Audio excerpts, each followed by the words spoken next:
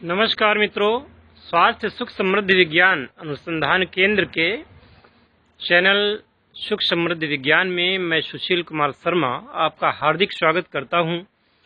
प्रिय मित्रों, आज हम आपके पास एक और नया पौधा लेके आए हैं जिसके बारे में आप लोग जानते ही हैं, लेकिन उसके गुणों के बारे में और कुछ उसकी विशेषताओं के बारे में तथा मैं ऐसा भी आपको एक चीज़ आज दिखाना चाहता हूं।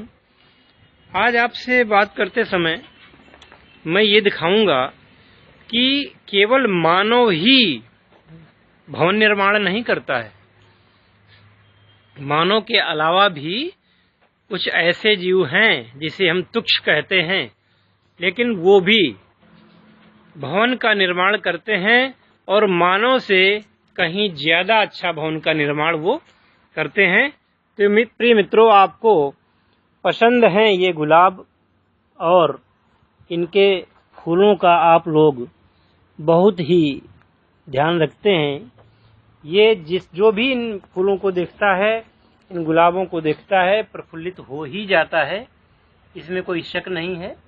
तो मेरी इच्छा है कि और मेरी शुभकामनाएं आपके साथ हैं कि आप भी इन गुलाब के फूलों की तरह महकते रहें और अपने जीवन को सुखी और संपन्न बना सकें। इसी के साथ में अब आगे की बात आपको कर रहा हूं। क्योंकि पुष्प देख करके देवता या मनुष्य कोई भी प्रफुल्लित हो जाता है, इसलिए अभी इन फूलों को आप देखिए और प्रफुल्लित होइए। इसके बाद मैं आपको वो चीज बताने जा रहा हूं जिसके बारे में मैं आज यहाँ पर आया हूं। तो प्रिय मित्रों, मैं आज यहाँ खड़ा हुआ हूं और मेरे हाथ में ये देखिए क्या है। बिल्कुल ठीक पहचाना आपने, बिल्कुल ही ठीक पहचाना। ये आंवला है, आंवल की कहते हैं इसको। और ये आंवला आपके लिए कितना आवश्यक है ये आज बताने जा रहे हैं। पहले तो जो लोग, ज़्यादातर लोग तो जानते हैं आंवले को, परंतु जो लोग नहीं जानते हैं उनके लिए बता दूं कि यह आंवला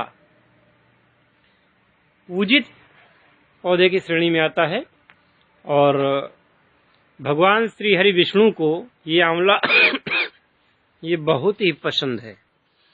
कहते हैं कि अगर विष्णु को रोज एक आंवला चढ़ाया जाए तो इससे सुख समृद्धि की प्राप्ति होती ही है, पुत्र पौत्रादि की प्राप्ति होती ही है, साथ में उस व्यक्ति का परलोक भी सुधर जाता है।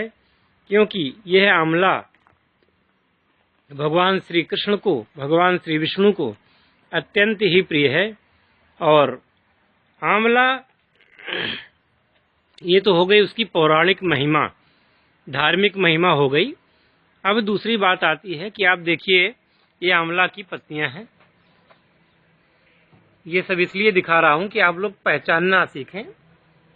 ये ठीक है कि ज्यादातर लोग इसके बारे में जानते हैं, पर बहुत सारे ऐसे लोग भी हैं जो नहीं जानते होंगे। तो वो इसको देख करके, और इसकी पत्ती इस प्रकार की होती है और इसमें ऊपर को देखिएगा तो फल भी लगे हुए हैं, छोटे छोटे फल भी लगे हुए, गुच्छे के रूप में फल पाए जाते हैं इसके, और यही फल अमृत हैं। तो अभी मैं जब इस पेड़ के नीचे आया तो मैंने एक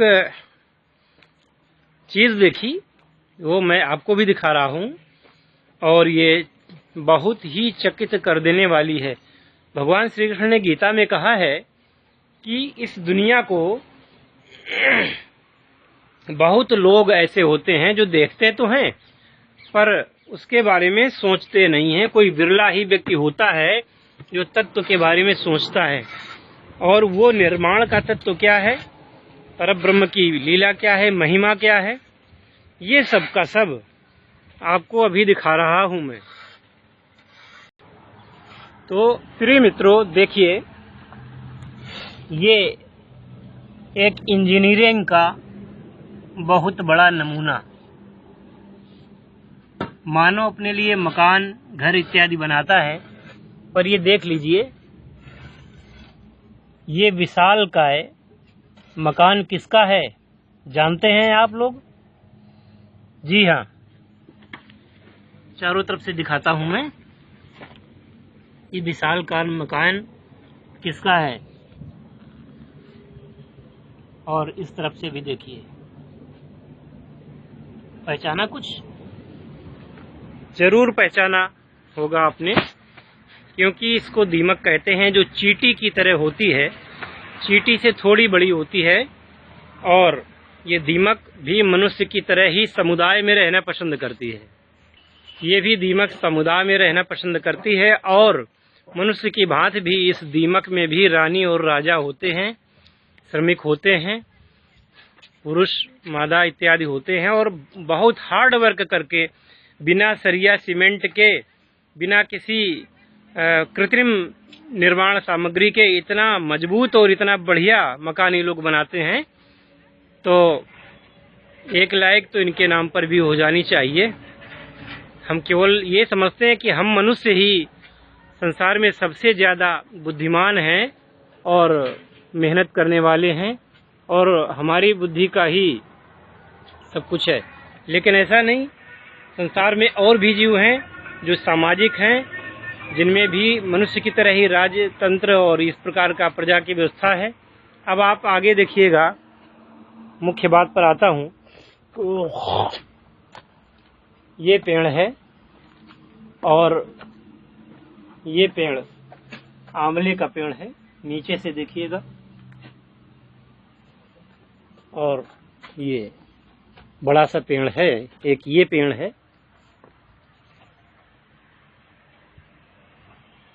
तो प्रिय मित्रों, आपने पेड़ देख लिया, और इसमें बहुत ही सुंदर से फल आए हुए हैं।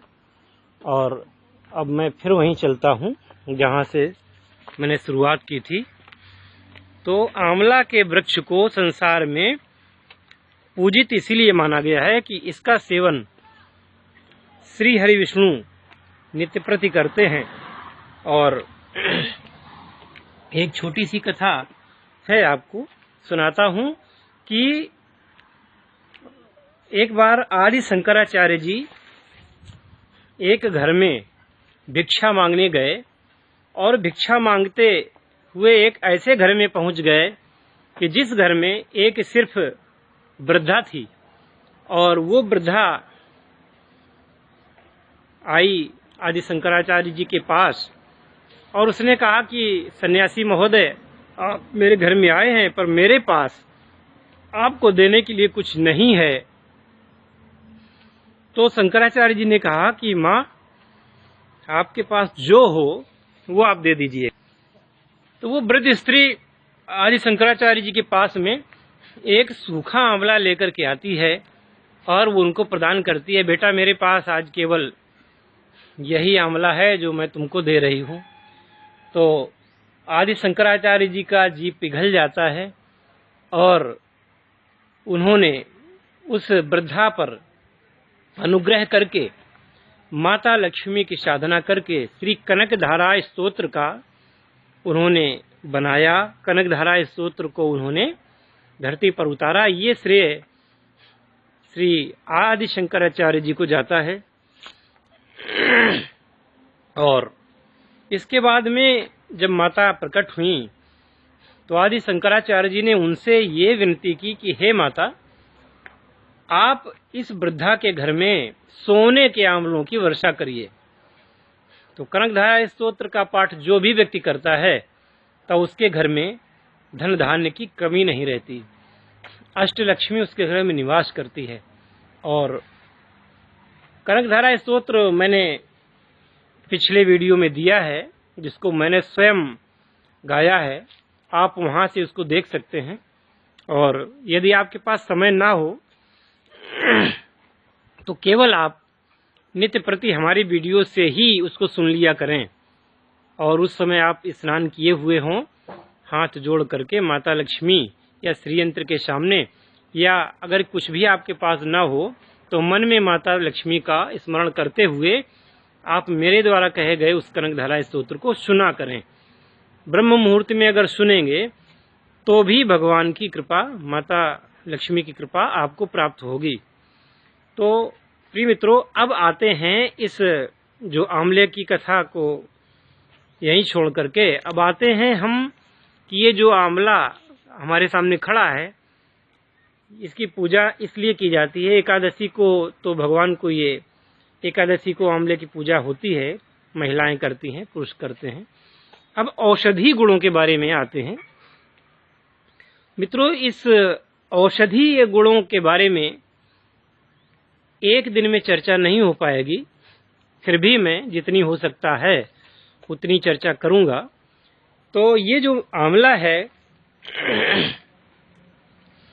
इस आंवले में बहुत सारे गुण हैं।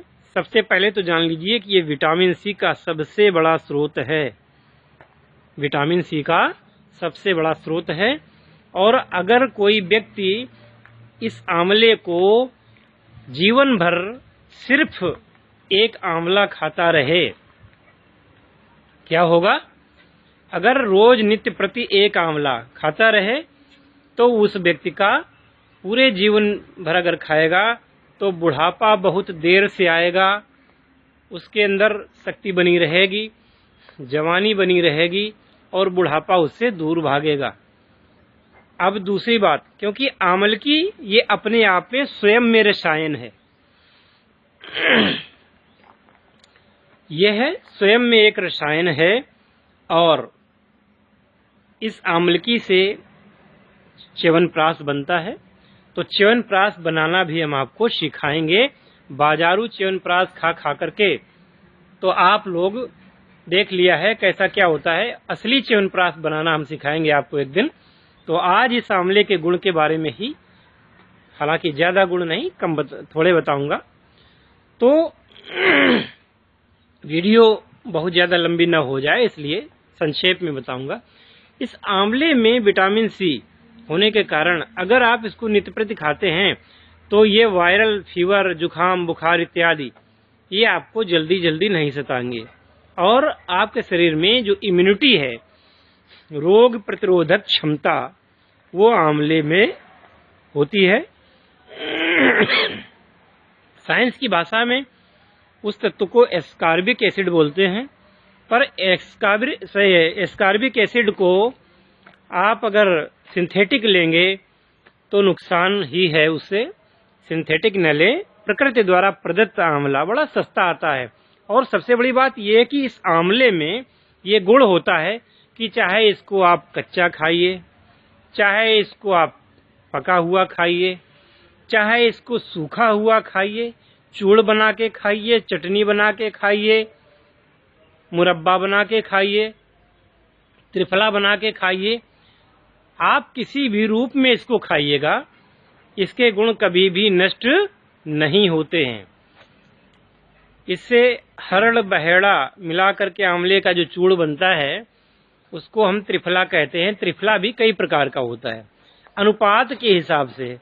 सामान्य तौर पे तो ये मान लिया जाता है कि बराबर बराबर ले लिया जाए तीनों चीजों को तो त्रिफला बन जाता है, पर ये सामान्य त्रिफला बनता है। विशेष लाभ प्राप्त करने के लिए त्रिफला के में जो हरड़ और बहेड़ा तथा आंवला होते हैं उनका अलग अलग अनुपात सुनिश्चित करके जो त्रिफला बनता है, क्योंकि शरीर में वात, पित्त और कफ 3 प्रकार के दोष पाए जाते हैं।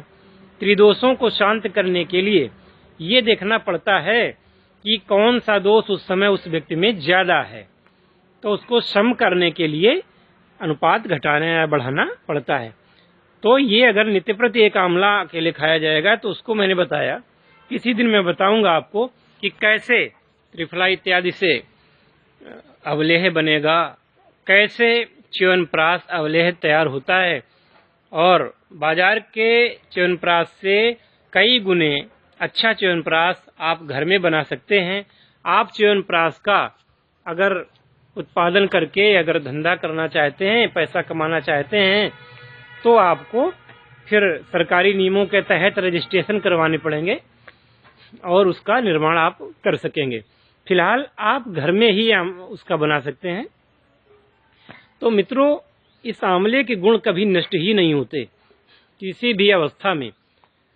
तो यथासंभव आंवले का प्रयोग किया करें, और आंवला आपको नवजीवन देता ही देता है।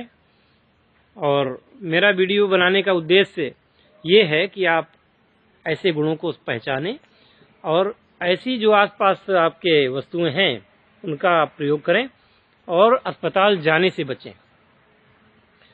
आमलकी अपने आप में एक रसायन है, इसके बारे में जितना कहा जाए कम है। आप कम से कम किसी न किसी रूप में आंवले का प्रयोग तो आप शुरू कर ही दें।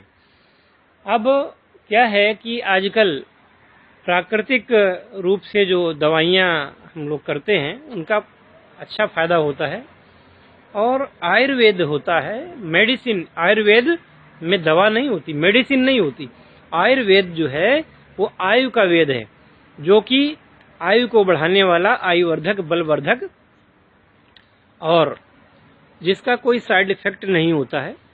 इस प्रकार से आप इनका सेवन करें, जड़ी बूटियों का। क्रमशः इसी क्रम में हम नई नई खबरें लेकर के आते रहेंगे। तो आज आपने देखा कि मनुष्य के अलावा भी कुछ और जीव हैं जो समाज बनाते हैं, जिनमें तो भाई जो मनुष्य हैं तो वो काहिल होकर के क्यों बैठे, उनको भी पुरुषार्थ करना चाहिए और उनको भी खूब धन संपत्ति अर्जित करके बढ़िया लाइफ स्टाइल अपनी बनानी चाहिए। लेकिन दवाओं के नाम पर जो भी आप करें वो आयुर्वेद का ही करें, जिससे कि आपका पैसा बचे और लंबे समय तक आप जवान रह सकें, लंबे समय तक आप निरोग रह सकें और लंबी जिंदगी को सफलतापूर्वक आप सुखी होकर के जी सकें। तो अगर मेरी बात आपको अच्छी लगी हो तो मैं चाहूँगा कि आप मेरे इस वीडियो को लाइक करें। हाँ, ये एक बात मत भूलिएगा कि सब्सक्राइब भी करना है। जो नए लोग हैं वो सब्सक्राइब करें, और पास में जो घंटी का बटन दिख रहा होगा उसको ज़रूर आप ऑन कर लें, जिससे कि आपको नोटिफिकेशन समय समय पर प्राप्त होते रहेंगे। समय क्या, रोज़ ही हम कोई ना कोई वीडियो डालते हैं। जैसे ही हम डालेंगे सबसे पहले खबर आपके पास आएगी और तुरंत ही आप उसको देख सकेंगे। मित्रों, ये हमारा सुख समृद्धि विज्ञान का चैनल का जो भी एक एक वीडियो है वो आप कई बार देखेंगे तो भी आप उसे अघाएंगे नहीं, आप उससे आपको ऊब महसूस नहीं होगी, क्योंकि ये ज्ञान का भंडार जो प्रकृति ने हमको दिया है हम उसको लेकर के आते हैं, और जिसके एक एक शब्द कसौटी पर खरी मिलेंगे आपको।